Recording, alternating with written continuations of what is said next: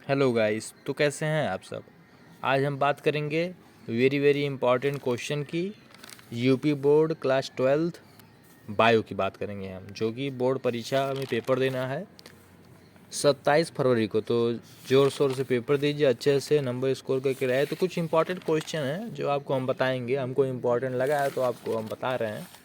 तो आप तैयार करके जाएंगे तो अच्छी बात है। कुछ इंपॉर्टेंट क्वेश्चन है, पहले पार्ट से हैं। हाँ, तो चलिए शुरू करते हैं। पहला पाठ, पुष्पी पादपों में लैंगिक जनन। महत्वपूर्ण प्रश्न बोर्ड इन एग्जाम।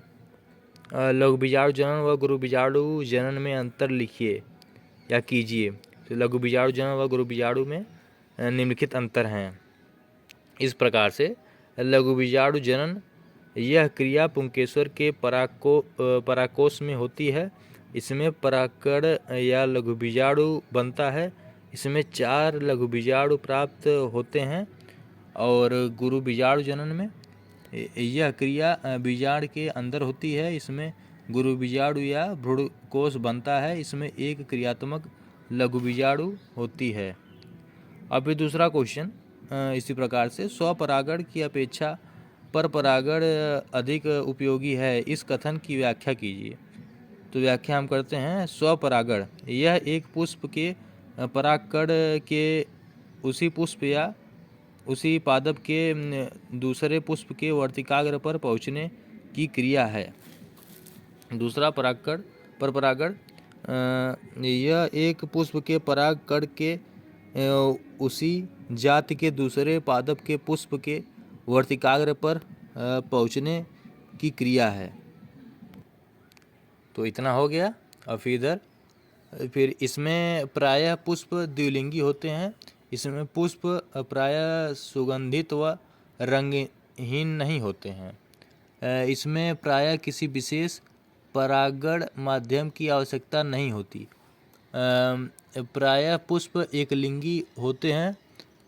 इसमें पुष्प सुगंधित व रंगीन होते हैं। इसमें विशेष परागण माध्यम की आवश्यकता होती है। फिर व्याख्या हम यहाँ पे करते हैं। स्वपरागण होने से पादपों की संततियों में एक नई विभिन्नताएं नहीं आती हैं तथा इस प्रकार उनमें जैव विकास एवं अनुकूलन की संभावनाएं भी कम हो जाती हैं। जबकि परपरागण लैंगिक जनन की एक महत्वपूर्ण प्रक्रिया है, जिसमें संतति व विभिन्नताएं प्रकट होती हैं तथा नए लक्षणों का सम्मिश्रण होता है, जो कि जैव विकास एवं अनुकूलन की दृष्टि से महत्वपूर्ण है। परागण तथा निषेचन में अंतर स्पष्ट कीजिए। परागण व परागकोश में पराग कणों के वर्तिकाग्र तक पहुँचने की क्रिया परागण कहलाती है। निषेचन अगुणित नर तथा मादा युग्मकों का संलयन निषेचन कहलाता है। यह 2 प्रकार का होता है, स्वपरागण एवं परपरागण। यह भी 2 प्रकार का होता है, एकल निषेचन एवं द्विनिषेचन। तो गाइज थोड़ा एडजस्ट कर लीजिएगा, हमारी राइटिंग बहुत ख़राब है, तभी आपको हम पढ़ के बता दिए हैं। कोई त्रुटि होगी तो माफ़ करिएगा। फिर तीसरा चौथा देख लेते हैं दोनों में। यह अनेक माध्यमों से होता है, जैसे वायु, जल, कीट आदि। यह क्रिया बीजांड के बाहर होती है। तीसरे में, इस माध्यमों की आवश्यकता नहीं होती है, यह क्रिया बीजांड के अंदर होती है। भ्रूणकोश तथा भ्रूणपोष में अंतर स्पष्ट कीजिए। भ्रूणकोश यह अगुणित यन ब्रैकेट होता है। इसका विकास क्रियाशील गुरु बीजाणु मात्र कोशिका होता है। यह भ्रूण के विकास में सहायक है। इसमें भोजन संचित नहीं होता है। यह त्रिगुणित 3n होता है। इसका विकास प्राथमिक भ्रूणपोष है। यह भ्रूणपोष के पोषण में सहायक है। इसमें भोजन संचित होता है। इसी प्रकार हम 5वां देख लेते हैं। लघु बीजाणुधानी तथा गुरु बीजाणुधानी के बीच कोई 3 अंतर स्पष्ट कीजिए। लघु बीजाणु धानी, गुरु बीजाणु। एक परागकोश की दोनों पालियां में कुल 4 लघु बीजाणु धानी पाई जाती हैं, जिसमें लघु बीजाणुओं या परागकणों की निर्माण होता है। एक अंडाशय में 1, 2 या 3 या अनेक बीजाणु या गुरु बीजाणु धानी पाई जाती हैं, जिनमें इनमें लघु बीजाणु जनन की क्रिया होती है, गुरु बीजाणुओं या भ्रूणकोश का निर्माण होता है। अच्छा वो सॉरी पहला तो यहाँ कंप्लीट हो गया था लघु बीजाणु धानी का, ठीक है। तो फिर यहाँ पे इसका दूसरा है, पहले इसका देख लीजिए, लघु बीजाणु धानी देख लीजिए। इनमें लघु बीजाणु जनन की क्रिया होती है। लघु बीजाणु जनन में एक पराग मात्र कोशिका में 4 पराग कणों का निर्माण होता है, ठीक है। तो ये पहले का है, ये मतलब ये तो इधर हो गया गुरु बीजाणु जनन का, बीजाणु धानी का, और उसके बाद फिर इधर गुरु बीजाणु धानी का, मतलब लघु बीजाणु धानी का हो गया। गुरु बीजाणु धानी का पहला ये है, और उसके बाद फिर पहले का यहाँ खत्म होता है।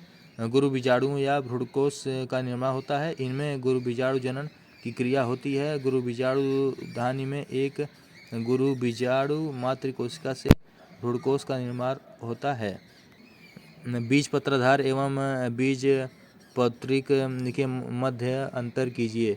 बीज पत्राधार भ्रूणीय अक्ष का वह भाग जो मूलांकर व जीव पत्रों के भ्रूणीय अक्ष पर लगने के स्थान के मध्य स्थित होता है, बीज पत्राधार कहलाता है। यह भ्रूणीय अक्ष पर बीज पत्रों के लगने स्थान से नीने मूलांकर तक होता है। और भ्रूणीय पक्ष का वह भाग जो प्रांकुर व भ्रूणीय अक्ष पर बीज यंत्रों के लगने के स्थान के बीच स्थित होता है, यह बीज पौत्रिक कहलाता है। यह भ्रूणीय अक्ष पर बीज पत्रों के लगने के स्थान से ऊपर की ओर प्रांकुर तक होता है। अब दूसरे चैप्टर का देखते हैं, पार्ट 2 मानव जनन।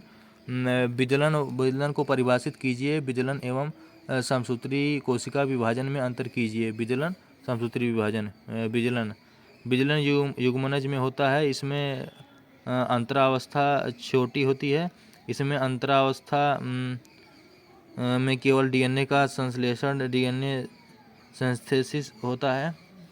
अंतरावस्था में कोशिका वृद्धि नहीं होती है। भ्रूण के आकार में वृद्धि नहीं होती है। यह युग्मनज के आकार का ही बना रहता है।